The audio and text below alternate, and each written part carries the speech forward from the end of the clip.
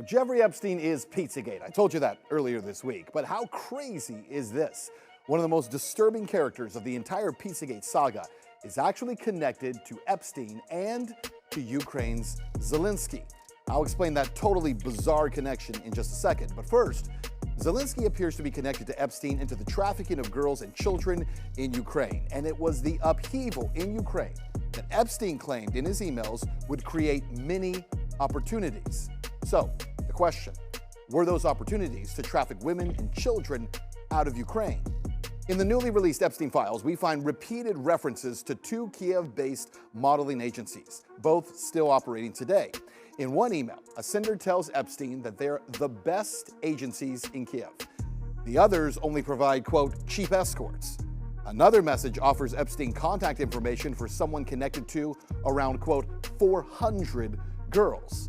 But the files don't stop with modeling. They document travel routes from New York to Kiev, apartments arranged for women, extended stays, and logistics.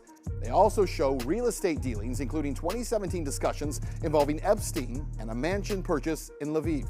Emails tracking large money transfers and hundreds of thousands of dollars tied to the deal. But Epstein's involvement in Ukraine was much deeper than just accessing models.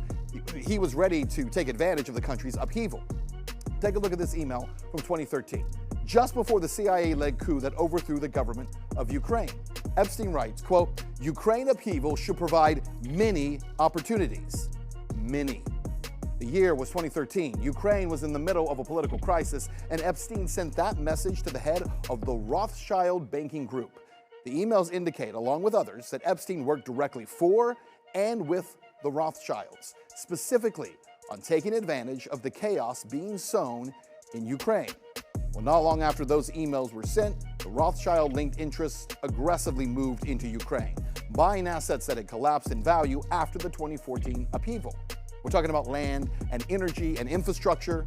And when Petro Poroshenko emerged as president, control of major financial and industrial assets didn't leave oligarchs. They simply changed hands.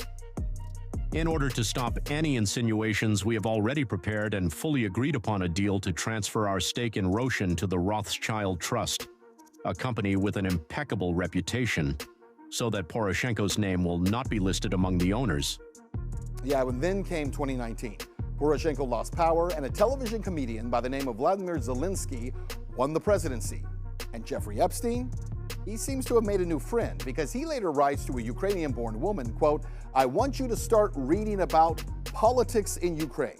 Zelensky, corruption, parliament. He later writes, yes, it is funny, but sophisticated corruption. Huge amounts of money will be made. I'd like to see you as a female oligarch. The Epstein and Zelensky had lunch multiple times together. And then Zelensky himself appears to be accused of being complicit in human trafficking in Ukraine. In a redacted email, Zelensky's misspelled name is found, stating that he allowed modeling agent Jean-Luc Brunel to traffic girls out of the country.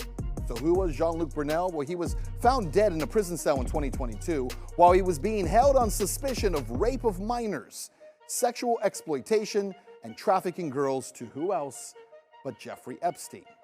And we're not done yet, because in a plot twist to this story, there is another major Pizzagate connection.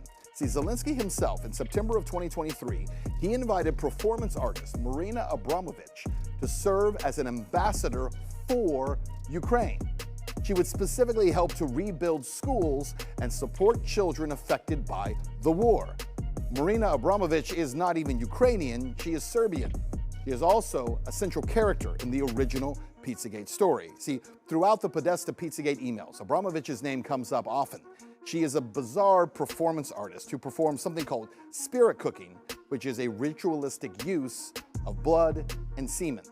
Much of her art involves highly sexual and cannibalistic themes. So the question is, what would qualify her to be an ambassador for Ukraine dealing specifically with children? Look, once again, there are so many bizarre issues that seem to be raised with these emails.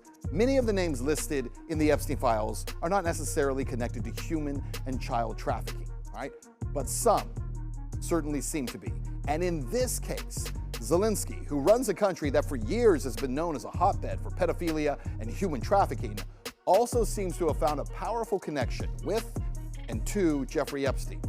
And even after Epstein's death, continued to remain connected to those who celebrate ritualistic torture.